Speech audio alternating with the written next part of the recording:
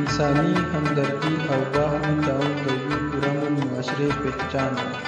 इंसानी हमदर्दी और बाहमी ताउन पुरअमन मुआशरे दपारा लाजिम व मंजूम वी खो बदकिस्मती ना इंसानी हमदर्दी मौजूदा मुआशरे ची ढेर कम पे नजर रखी د پخوا زمانې مشران چې موجوده زمانې او د پخوا زمانې موازنه کوي نو ډېر په افسوس سره وایي چې موجوده زمانې نه هغه پښلي اقدار هغه پښلي رواجونه او رسمونه او انساني همدردي له منځه تللې ده دې په باره چې یو مشر خلیفه ګل رفیع الدین د خپلو خیالاتو اظهار داسې کوي د پښتو وخت مینا داسې شای وه چې مثال چوکونه به وو خلک به ټول یو ځای وو همدردیګانې وې چا خواته به څه شی نه وو بل به مثال ورکول یو کوروي چې نونې به ما سره تقسیمولې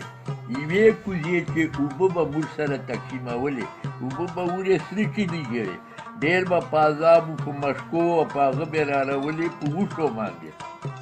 هغه نه علاوه موږ کې بیا دور همدردي وه چې هغه به که یوه کوزه وه سره هغه کولې به مې یو وخت ما خواته مېلمانه راله بیا اوبه نه وې دوره نه وې کور کې ویله چې داڼه په څه شي لمده کړو بیا هغه مثال دالې وښې اوبو ته تللې وې یوه سړي به په اټانۍ باندې ټین ورکړه بیا ما ورته ویله چې دا ګردۍ روپۍ واخله او ما ته یو ټین راکړه مېلمانه ته ناست دي دوی وویله چې ما خو خلکو ته ټپي ما یوه یوه کوزه ورکمې نو هغه اوبه مې راوړې بنوکیر خواته راغلي وو ملکان وو عزتمن خلک وو پس ما اوبه وڅښې خوراک څه شی و مخکې دیسي چرګې ایو به دغه روشه به مه کوله غلمینې دانې کې نوره داسې څه شی نه ډاسنې وې هلته نه موټر و نه مطلب داسې نه څه شی خبرې وې چې د پښتنوالې مجلسان وو د پښتنوالې خبرې وې پښتو پاره به مثال جنګونه کېده او ګل رفیع الدین صاحب موږ اورېدونکو ته که ته دا ووایې جی چې مخکې خو یقینا چې خلک جاینټ فیملي سیستم یا مشترکه خانداني نظام و تا چې کوم وړوکوالی و هغې چې که موږ اورېدونکو سره دا خبره شته کړي چې تاسو کوم وړوکوالی تېرتلی په کور چې په هغې چې تا د پلار رویه د تره رویه د کم ستر ادب به څرنګه و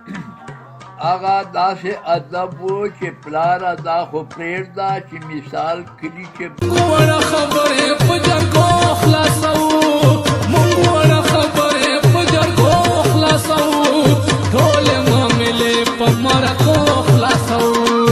ټولې معاملې په مرکو خلاصوو موږ وړه خبرې په جرګو خلاصوو موږ وړه خبرې په جرګو خلاصوو ټولې معاملې په مرکو